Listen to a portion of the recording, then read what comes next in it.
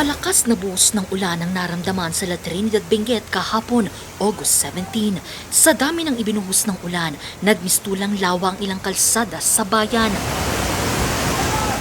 Binalot ng tubig ang kahabaan ng kilometer 4. Bahagya tuloy naramdaman ang mabigat na daloy ng trapiko. Pinasok din ng ilang mga establishmento. Kanya-kanyang diskarte tuloy ang iba.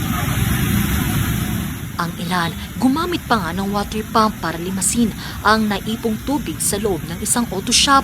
Malakas na ragasa naman ng tubig ang naranasan sa barangay Pugis. Kaya para iwas perwisyo, gumawa na lamang sila ng DIY flood control. Nagkanya-kanya na para mailigtas ang mga panindang gamit.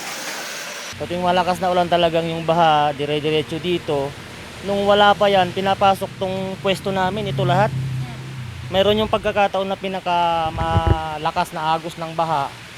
Pumasok dito, yung mga papeles namin na mga importante, like yung mga old na resibo, nabasa lahat. Paulit-ulit na lang ma'am, taon-taon talaga ganyan nababaha.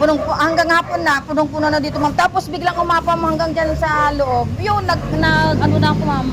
Nagpunan ako ng timba. Umapam po hanggang doon. Tapos after 1 hour naman ma'am, kasi hanggang dyan punong-puno na. After 1 hour naman, unti-unti namang humupa na yung ma'am, yung tubig. Sa tala ng DOST Pag-asa lumalabas na umabot sa 190 mm ang ibinuhos ng ulan sa bayan ng La Trinidad, Benguet. Sa kanilang pagtataya, posible itong magdulot ng flash floods, maging pagguho ng lupa. Malambot na kasi ang lupa dahil sa halos 3 linggo ng buhos ng ulan.